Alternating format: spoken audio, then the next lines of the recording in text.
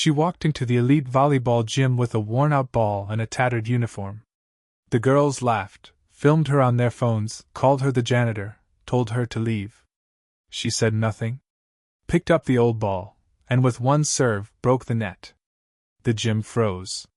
Then they recognized her face. Saida Mendez, Olympic legend, billionaire. The East Court Athletic Complex shimmered under halogen lights, a palace of polished maple floors and branded banners. Here, volleyball wasn't just a sport, it was an exhibition of status. Entry was by invitation only, typically reserved for Olympic hopefuls, legacy recruits from sports dynasties, and influencers who posted more about the gym than they sweated in it. So when the double doors creaked open at 6:02 p.m., heads turned, not because a star arrived, but because she did. She walked in alone. Her shoes were canvas, the kind you'd wear to walk a dog or take a bus. Her knee pads were mismatched, one frayed, the other stitched crudely at the seam. And slung beneath her arm, like a battered relic from a lost war, was a volleyball so old its leather was splitting along the seams. The faded logo was barely legible. She paused at the threshold, scanning the gym, then stepped lightly onto the court. Can we help you?" one of the players called out. Her voice dripped with amusement. It came from a cluster of tall, gleaming athletes in matching navy lycra and white sneakers that sparkled under the court lights.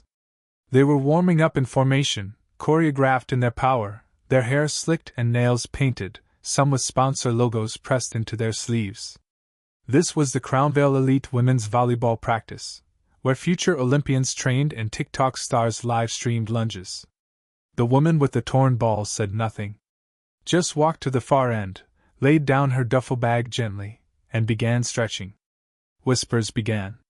"Is she, lost? Maybe she's someone's mom? No, wait, look at the ball. It's vintage, ancient." A sharp laugh rang out from near the net. "That ball looks like it survived the Great Depression." The girl who said it strutted forward. Ravenette hair in a high ponytail, brand name everything from socks to sports bra. Her name was Peyton Voss, national captain hopeful, and the kind of person who didn't ask if she should speak, only if she could be heard. She squinted at the newcomer's gear, lips twisting. "That uniform's a joke. Are you here to clean?" No one stopped her. No one corrected her. If anything, her words seemed to unlock the collective cruelty that had been simmering since the stranger walked in. "She must have wandered in from the rec league," another player snickered, pointing at the duct-taped grip on the ball. "Maybe she's here to beg for an autograph." The laughter snowballed. Even the assistant coach raised an eyebrow, then turned away. The woman didn't respond. She sat cross-legged near the bench, stretching her back, rotating her shoulders in slow, controlled movements. Her dark hair was tied in a single low braid. Her face, sun-kissed, lined at the eyes, not young, but not old either. Her silence began to feel confrontational. Unbothered. The quiet set some of them on edge. "She's not even embarrassed," Peyton muttered, louder this time. "You'd think someone wearing that would at least look ashamed." Phones came out. A few girls leaned in, snapping photos. #VBulhobo1 captioned. Another added, "When the janitor joins your scrimmage." The woman stood, slowly, as if she'd heard none of it. She walked toward the sideline and placed her torn ball gently at the service line. A couple of players stared, wide-eyed. "Is she seriously going to play?" A tall girl with bleached blonde hair scoffed. "With that thing? That ball's older than my coach." Someone chuckled, but it felt forced now.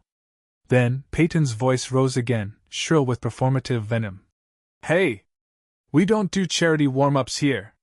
Maybe take that deflated excuse for a volleyball and—" The woman turned toward them, at last. And smiled. Just a small, polite curl of the lips. She picked up the ball. And stepped to the line. The gym fell into a tense hush as the woman stepped to the line, her fingers cradling the cracked leather of the old volleyball. It looked comically out of place, a relic in a temple of newness. A whistle blew somewhere near the back. Not from a coach. From someone trying to get a laugh. "Is she serious?" a girl muttered. She looks like she pulled that ball out of a thrift store's dumpster. The woman didn't blink. She bounced the ball once, its hollow thud echoing sharply. It sounded wrong, dead weight. A small crowd gathered on the sidelines now. A few players from the men's division had drifted in. Some assistant coaches. A photographer. Phones tilted. Peyton raised her voice, stretching her words like taffy. Okay, ma'am, I don't know who gave you permission, but we're in the middle of a closed session. That means, you can't just walk in and... The woman served. No announcement. No glare. Just one motion. The ball didn't soar. It exploded off her hand, a blur of spin and violence. It cleared the net by inches, too fast, too low, and slammed into the gym floor with a crack like a firework. Silence. Someone laughed nervously. Okay, fluke. But the ball didn't bounce. It rolled away dead. The woman walked toward it, her sneakers barely whispering against the court. She didn't rush. She didn't smile. She just picked it up and walked back. Peyton's face tightened. That net is for professionals. You want to cosplay as an athlete, go do it on TikTok. The woman looked at her. Nothing in her eyes. Just presence. Then she served again. This time, the ball ripped through the air and snapped the net's top cable with a sound like tearing fabric. The net slumped. Gasps ricocheted across the gym. She broke it. Someone whispered. A player near the net stepped back like she'd touched a live wire. What the hell? Peyton stared, eyes wide, lips parted. That's not possible. The assistant coach, who had been chatting near the benches, sprinted toward the net. He knelt, examining the break. His mouth moved, but no words came. Only the stunned murmur of the crowd. The cable snapped. She hit it that hard. The woman stood still. Not smiling. Not gloating. Just waiting. A junior player stepped forward hesitantly. What's your name? The woman turned to her, finally. My name is Saida. Silence again. And then, a whisper. One voice, incredulous. Wait. Saida? As in Saida Mendez? Phones dropped. Mouths opened. A player dropped her knee pads. No. No way, Peyton said, backing up. She retired. That's not. But the silence was already broken by a ripple of recognition. Someone was pulling up an article on their phone. Another was zooming in on an old Sports Illustrated cover. The name hit like lightning. Saida Mendez. Olympic MVP. 6-time World Cup champion. Unofficial record holder for the fastest spike in volleyball history. And billionaire founder of Echelon Sports. The room tilted. The woman, Saida, picked up her torn ball and rolled it in her hands quietly. Then she looked at Peyton. You said I was pretending? That I didn't belong here. Her voice wasn't loud. But it carried. You're not wrong. I didn't come to join your scrimmage. I came to see how this place treats strangers. Eyes fell to the floor.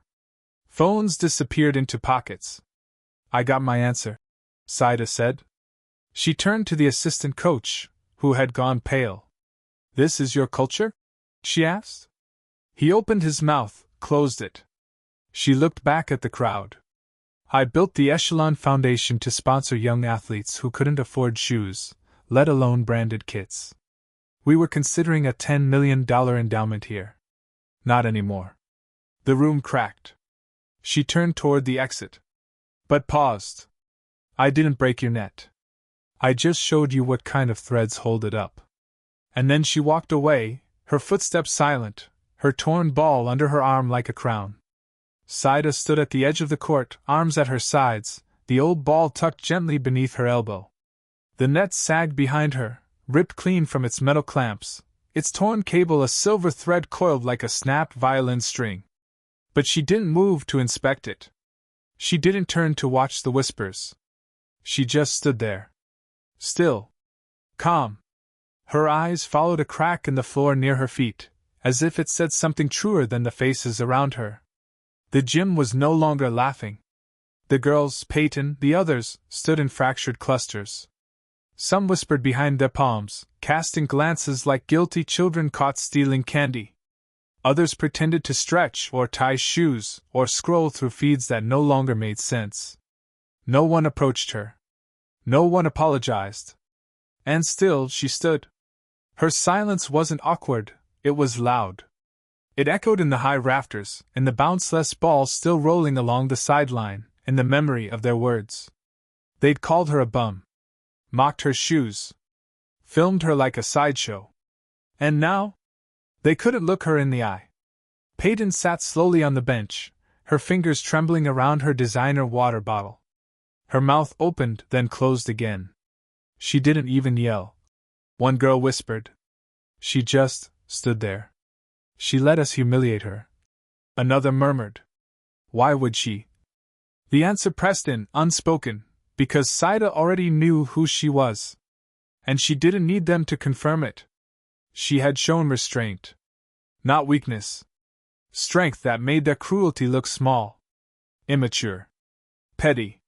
From the far end, a janitor came in with a cart, saw the broken net, and froze. Saida turned to him with a soft nod. I'm sorry about the damage, she said gently. It wasn't my intent. The man blinked, surprised. Then, slowly, he smiled. He was the only one in the room who met her eyes with kindness. She walked to her bag, slipped her cracked ball back inside, zipped it shut, and waited. Not for permission, not for vindication, but for the silence to finish shaming them better than she ever could. The gym doors swung open again, this time, with a gust of cold air and polished footsteps. A woman in a navy pantsuit, her lanyard flashing gold credentials, strode in holding a clipboard. She didn't stop at the front desk. She walked straight onto the court like she owned it. Excuse me, she said, her voice clear. Is Saida Mendez present? Head snapped around. Peyton stood frozen, as if her name had just been announced on a police scanner. Saida raised her hand with quiet grace. Here. The woman's face lit up, almost reverently. Ms. Mendez, I'm Dana Rue, Director of Sponsorship Coordination for the Echelon Foundation. We're due for a press walkthrough in 15. I hope the preview session went well? Every player in the gym stopped moving. Dana turned to the assistant coach. Is this the full elite roster? The man stammered. Why, yes, ma'am. They were warming up when. Excellent, she said crisply. They'll want to be on their best behavior. Ms. Mendez is here to assess eligibility for Echelon's national sponsorship grant, $10 million in unrestricted development funding. Her word is final. Peyton's knees bent slightly. Wait. She's the evaluator? Dana looked at her blankly. No, she said. She's the owner of the foundation. The word dropped like a stone in a still pond. Owner. Saida Mendez, the bum in scuffed sneakers and a frayed knee pad, was the architect of the very system they'd all spent years trying to impress. The woman they mocked was the one they'd have begged for funding if they'd known her face. Dana turned to Saida. Would you like to continue the walk-through, or cancel the site? Saida's gaze swept across the stunned faces, Peyton, the coach, the players who filmed her. She didn't gloat. She didn't smirk. She just said, Let's continue. But I'll need the names of every player who spoke today. We'll be removing them from consideration. Permanently. Gasps broke out. Someone sobbed.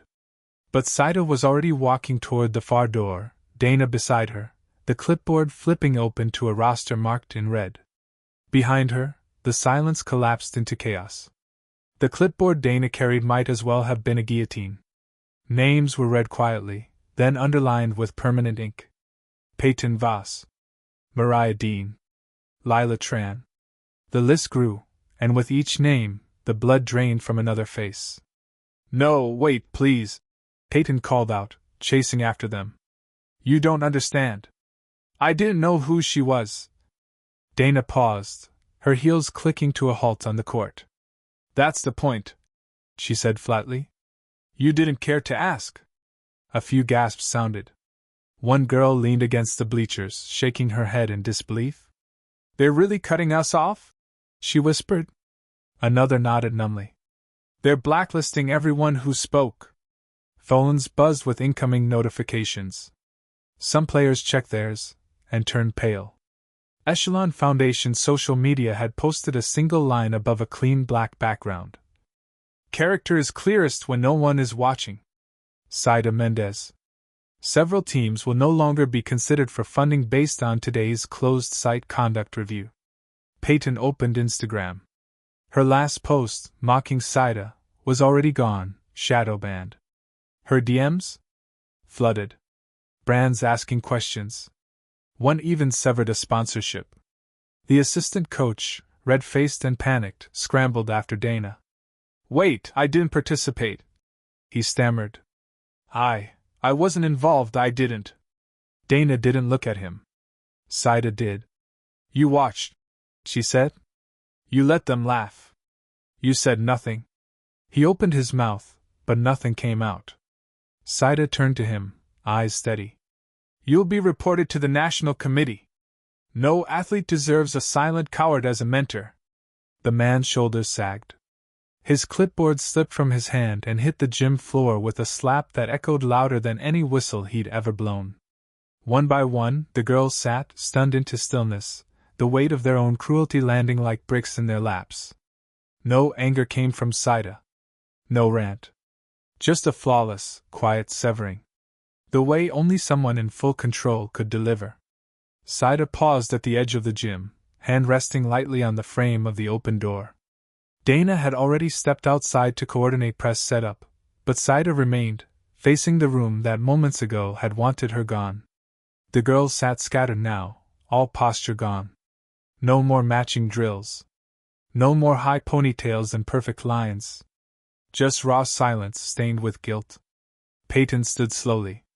Her voice was small now, brittle. "Miss Mendez, I didn't mean, if I'd known who you were." Saida turned. Her face was unreadable. Her eyes unread everything. "That's exactly the problem," she said, and her voice was calm, but not soft. "You'd have treated me better if you'd known I could ruin you." No one moved. She walked back in, slow and sure, each step echoing against the quiet walls. Her tattered bag still sat near the bench where she'd stretched. She knelt to pick it up. Then looked at them, really looked. "I didn't come here to fund a team," she said. "I came to see what kind of team I'd be funding." She glanced down at the broken net. Then at the cluster of girls, none of whom could meet her gaze now. "And I saw you," she said. "All of you. I saw who you are without cameras. When you thought no one was important. No one who mattered." Peyton's breath hitched. "I don't care what you wear," Saida continued. "I don't care what gear you use, how much your shoes cost, or who your father's attorney is." She held up her worn ball, cracked along the seam. "This got me through 2 world championships. And I never once used it to judge someone else." The silence was reverent now. But it didn't comfort her. "You thought I was a joke because I was quiet. Because I didn't look expensive. Because I didn't advertise who I was." Her voice dropped. "But I never needed to." A few girls had tears streaming now. Others were just frozen. Phones sat untouched. The usual shields, filters, jokes, mockery, useless now. "Remember this," Saida said, her voice steady as stone. "The people with the most power don't walk into a room trying to prove it. They watch. They listen. And then they decide." She slung the bag over her shoulder. "I didn't come here to destroy anyone's career," she said, and her tone had softened just slightly. "But I also didn't come to protect people who think cruelty is sport." One final pause. One last look. "To the one girl who offered me water when I sat down, thank you," Saida said. "You didn't know who I was. And you were kind anyway." The girl gasped audibly. It was quiet Elena, a bench player with 0 followers and hand-me-down knee pads. She looked down, lips trembling. Saida gave her the faintest nod. Then she walked out, leaving behind a gym no longer smug and glittering, but stunned into a silence that might actually last. The door eased shut behind Saida, and with it, the air seemed to change. No longer charged. Just still. The gym was hushed, not out of fear anymore, but reflection, raw, wounded reflection. The ones who laughed the loudest now sat the smallest. Peyton remained on the bench, chin in her palms, her once perfect bun unraveling at the edges. Coach Dorian stood stiffly at center court, hands clasped, as if waiting for instructions that would never come. He looked toward the exit, then at the girls, then down at the floor. He had no drills to run now. Elena, the quiet one, the only one who'd offered Saida water, sat off to the side, untouched by the carnage. A few girls who had stayed silent through it all had migrated toward her now, quietly. No selfies. No stories. Just presence. No one dared say Saida's name. Not yet. Phones buzzed in their bags. News spreading. Coaches from rival clubs already reposting Echelon's statement. Brands distancing. Reputations unraveling. The gym had been their world. Now it was a reminder. An exposed nerve. The broken net sagged still, a quiet monument to a swing that rewrote everything. And yet, in the far corner, Elena reached into her bag and pulled out her practice journal. She opened to a new page. Wrote something. Peyton watched her, then slowly rose. "What are you doing?" Elena didn't look up. "Making notes," she said. "So I don't forget what this felt like." Peyton's voice cracked. "She's never going to forgive us, is she?" Elena shook her head once. "She doesn't have to." The gym lights flickered slightly. Outside, the press were gathering, but no one inside moved to join them. Because in this moment, the only thing that mattered wasn't who would be interviewed, or who would recover their brand. It was who would remember. Who would change. And who would carry the weight of silence, when they could have spoken. Outside, the evening light cast long shadows across the pavement, soft and gold. Saida stood just beyond the entrance, her old canvas bag slung over one shoulder, the worn volleyball tucked under her arm like a relic of war. Dana was speaking into a headset a few feet away, coordinating with the press team, but Saida wasn't listening. She was watching the sky. It reminded her of those Ohio courts she used to train on. Sunset hitting rusted chain-link fences. No cameras. No brands.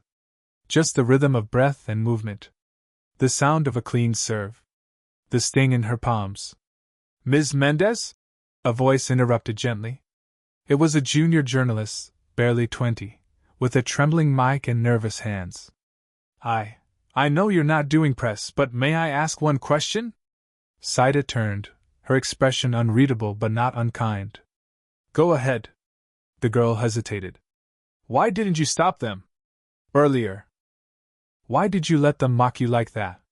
Saida glanced down at the cracked leather in her arm. Ran her fingers along the seam. "Because I needed to know who they were when they thought no one important was watching," she said. "And I needed them to see who they were. Without the disguise of admiration." The journalist blinked. "And now?" "No," Saida said.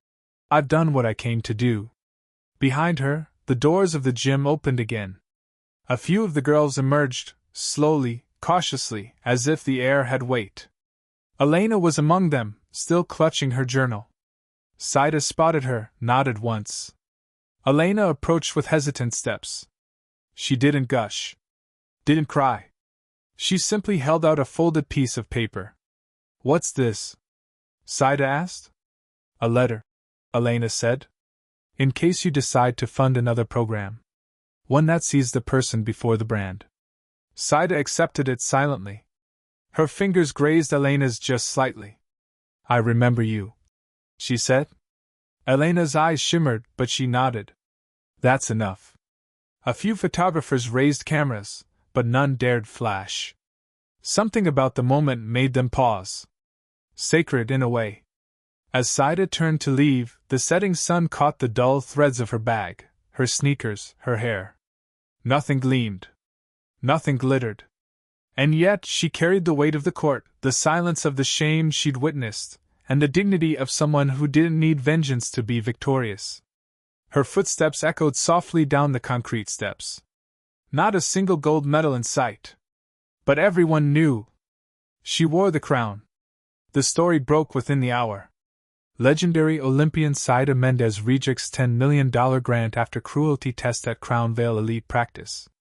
The headline topped every sports site by sunset. Clips from the gym, though few dared post them, leaked in fragments. A serve. The net breaking. Her final words. Someone had recorded her line. You didn't care to ask.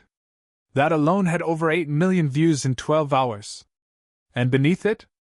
Comment after comment. She didn't just break a net. She broke their delusion. This is what quiet power looks like. Her silence spoke louder than their entire roster. Sponsors began distancing from Crown Vale almost immediately. First a sports drink, then a brand that had just signed patent for a capsule collection. By morning it was confirmed. The Echelon Foundation had frozen all partnerships with the facility, pending a comprehensive audit of internal culture. An open letter from Saida Mendez was released the next day. It read, "Kindness is not a currency to be spent only on those you recognize. If your respect must be earned through reputation, then it is not respect at all, it is calculation. I will not invest in cruelty disguised as competition. There is no excellence without humanity. SM."